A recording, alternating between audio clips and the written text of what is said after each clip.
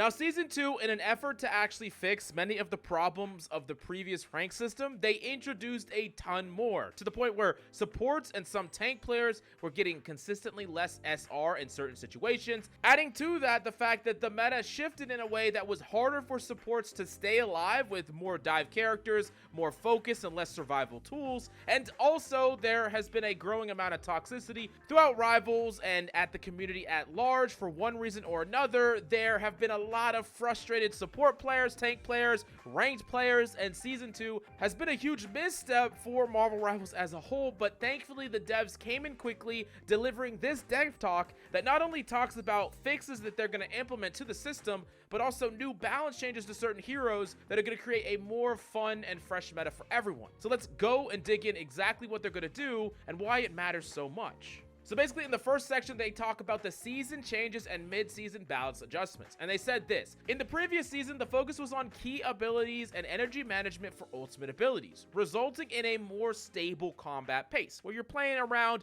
the tempo of your ultimates, or the flow of the game heavily revolves around these really core abilities. So it's not as much constant chaos. But Season 2 shift the spotlight to more coordinated attacks and focused targets, along with the necessity collective protective strategies and counterattacks, which has led to an overall more increased combat rhythm. So in this fierce environment, strategists will face constant increased pressure, needing to monitor teammates' health closely while carefully using their key abilities and being mindful of their positioning on the map. Meanwhile, Vanguards and Duelists must not only attack effectively, but also provide better protection for their strategists to achieve victory. So there's a couple of things I want to touch on here. Let me translate this. Season 2 is actually way harder to perform in as a strategist than the previous seasons were, especially when we think about triple support meta, or even just two supports, where a lot of the fights were really played off of these super powerful ultimates. Cloak and Dagger getting their ultimate super quickly, then cycling it into Luna Snow, cycling it into a Loki ult. We had a lot of this slower pace of play where proactivity was actually decentivized. You didn't want to go make a super hyper proactive play and then die, and then when all the teams are trading these defensive ultimates, you're not around to build yours or bait out theirs. So in the previous season, there was not as much constant pressure on you. Yes, there was pressure to perform these actions correctly. There was pressure not to double support ult. There was pressure to make sure that your team was, always on the same page more or less, and no one really stepped out of line.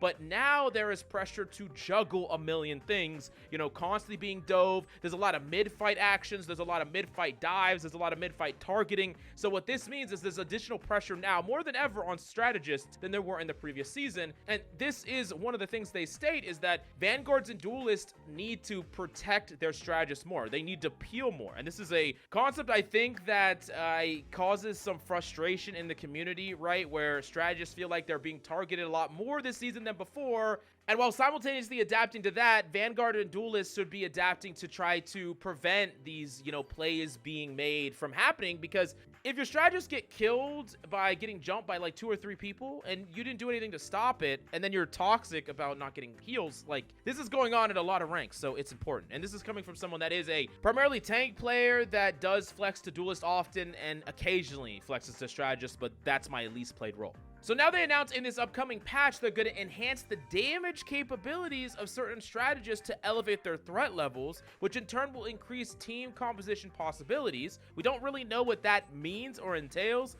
We just know that there's going to be higher damage abilities, damage playmaking. I don't know what that looks like, but basically strategists are going to be more threatening. So they're going to be able to fight back more when they're getting dove. It's not just about staying alive, it's also about mitigation and pressure and putting pressure on the enemy divers that come after them, or just people that are making plays on them. And in general, I actually like supports being able to do more damage as opposed to just having more abilities that just only keep them alive. Like, give them playmaking capabilities with burst damage, with cooldowns that can actually, stun people, kill people, as opposed to, just I'm going to be impossible to interact with.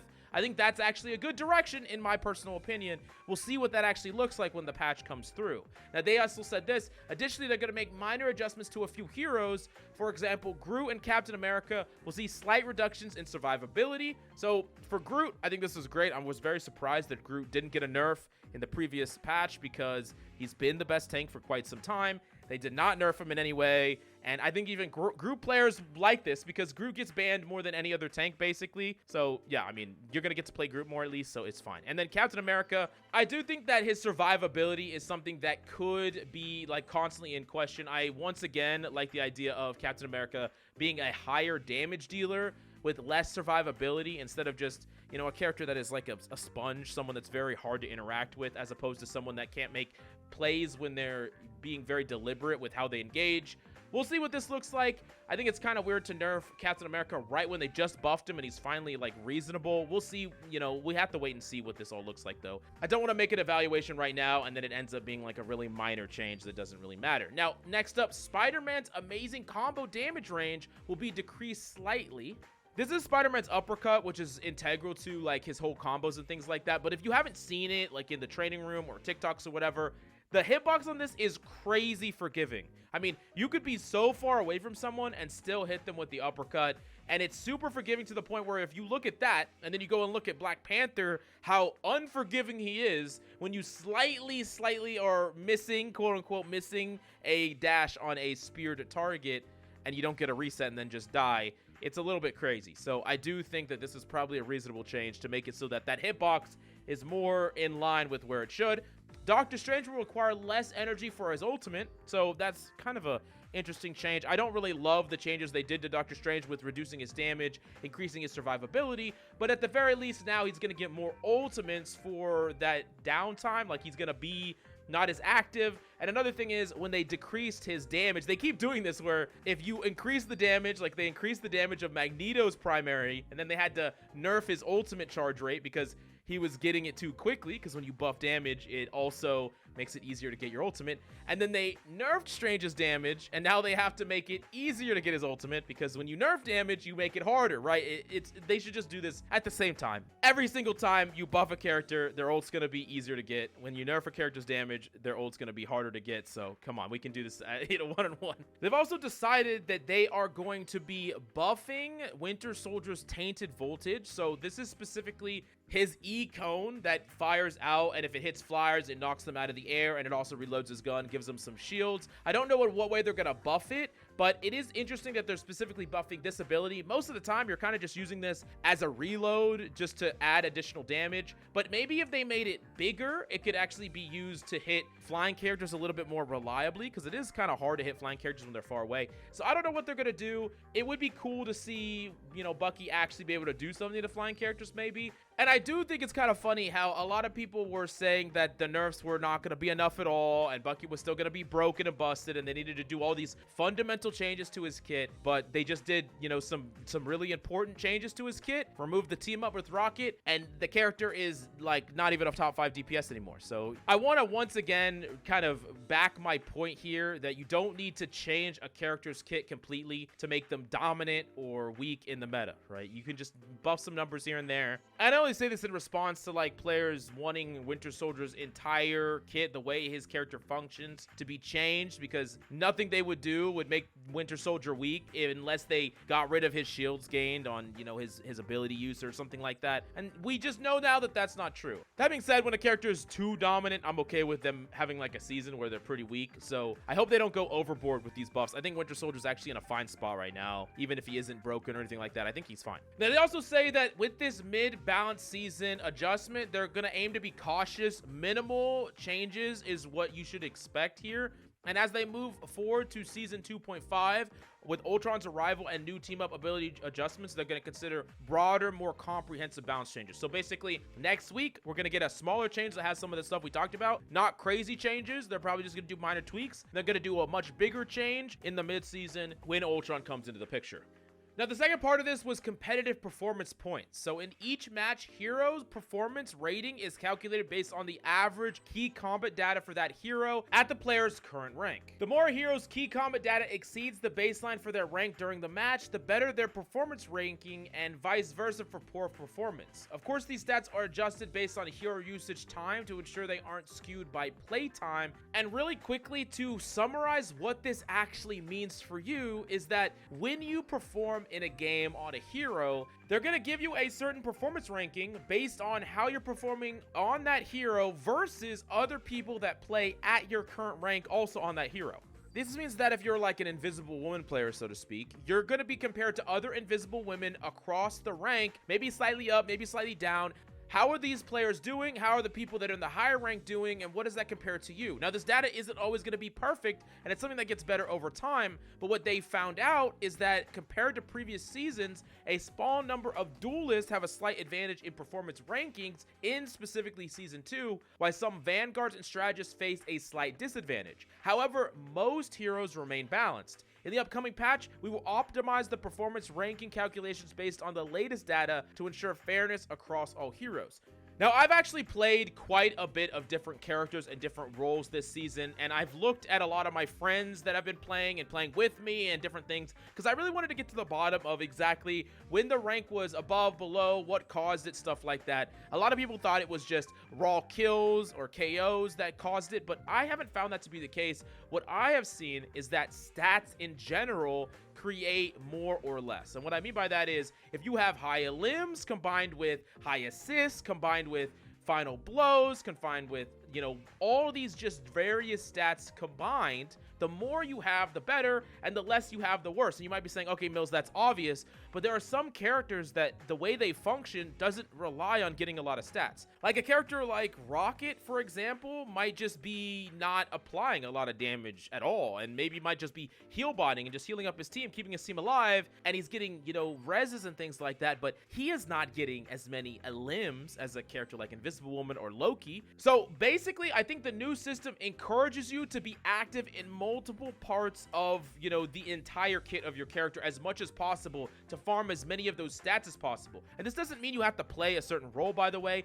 Like if you're playing Luna Snow, right, and you have 10 limbs, very little deaths, a lot of assists, and a ton of healing, that's great, and you're probably going to gain a lot of rank. But if you have 0 limbs and, you know, you're just only heal botting, so to speak, you'll probably have less stats, and as such, not rank up nearly as highly. Now, this is just what I have seen, and it also affects tanks as well, where there are certain tanks that don't farm stats in a game as much as others. Like if you're like a, I don't know, a 12 and 4 Magneto, you might not gain a lot of rank even if you were solo tanking and you had to play solo the whole game, and you couldn't be aggressive because if you died, your team had no core, no foundation, right? So that's why they need to take in data from specific characters and compare it to other characters, because then they get a better picture about how effective you are, and they're doing this so that players just feel like it's more fair. And overall, I think after this change goes through, players will be getting the reasonable similar amount of plus or minus, but it is also going to depend on what you're providing to a team. It is also going to depend on that. And I do think that it will mostly reflect your win rate as well, because I do think that the more of these other things you're doing besides just the core thing that your role is supposed to do, like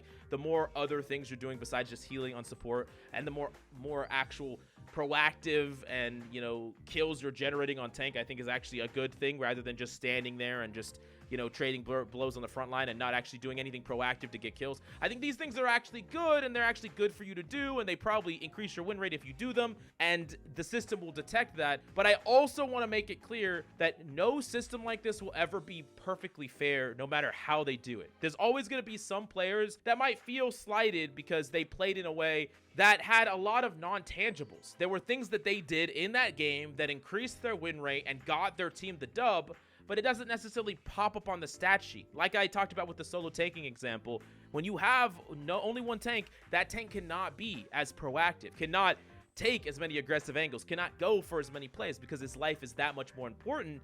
But that means that they're not going to be as much on the stat page, even if they are really the reason that their team won. So it's hard to make the system perfect, but I think that it's, once again, you can't have your cake and eat it too. And what I mean by that is you either have a perfect plus minus system where it's plus 25, minus 25. If you win, you get plus. If you lose, you get minus, right? But then there are going to be some games where you feel like you really, really did a lot in that game, and you're still losing that 25. It doesn't matter. And there are some games that maybe you didn't do that great. You just kind of scraped by, your team carried you, and you're still getting plus 25. And I personally would prefer a system like that. However, I do like the idea of being able to be given some grace when you really, really overperform in a game and lose. And you don't lose as much.